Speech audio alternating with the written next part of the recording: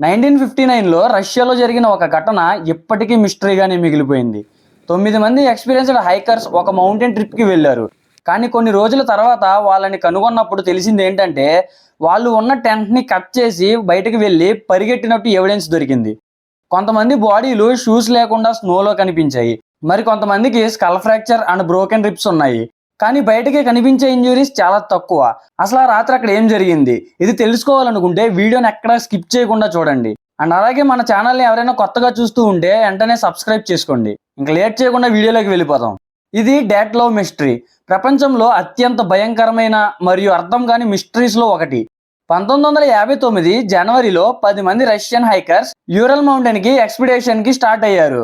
వాళ్ళ లీడర్ పేరు డాట్లవ్. వెదర్ చాలా డేంజరస్గా ఉండడం వల్ల ఒక మెంబర్ జర్నీ మధ్యలోనే వెనక్కి వెళ్ళిపోయాడు. మిగిలిన 9 మంది మాత్రమే ముందుకు వెళ్ళారు. అండ్ ఆ 9 మందిని చూడటం అదే లాస్ట్.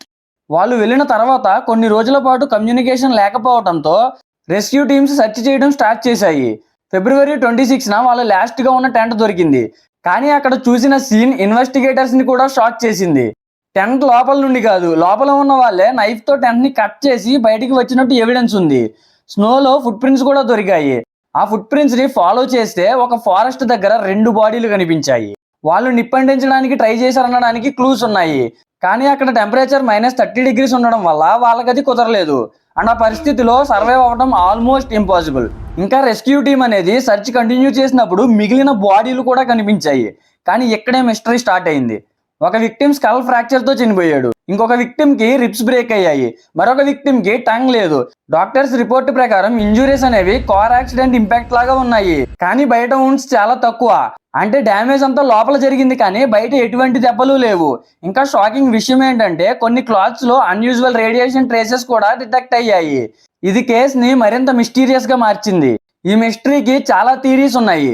కొందరు అవలంచే అని చెప్తారు, మరికొందరు మిలిటరీ సీక్రెట్ ఎక్స్పెరిమెంట్ అని అనుకున్నారు. ఇంకొందరు యుఎఫ్ఓస్ మరియు ఏలియన్స్ ని బ్లేమ్ చేశారు. మరికొందరు ఆ మౌంటైన్స్ లో ఏదో అన్నోన్ క్రియేచర్ ఉండొచ్చు అని నమ్మారు. కానీ ఈ థియరీస్ లో ఏది కూడా 100% ప్రూవ్ అవ్వలేదు.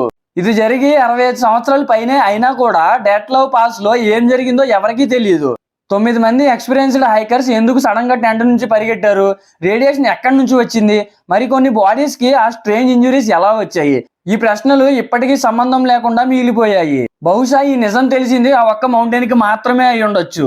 సో ఇలాంటి మరిన్ని వీడియోస్ కోసం మన ఛానల్ ని సబ్స్క్రైబ్ చేసుకోండి. అలాగే పక్కన ఉన్న బెల్ ఐకాన్ ఆన్ లో పెట్టుకోండి. అండ్ ఈ వీడియో మీద మీ ఒపీనియన్ ఏంటో కామెంట్ చేసేయండి.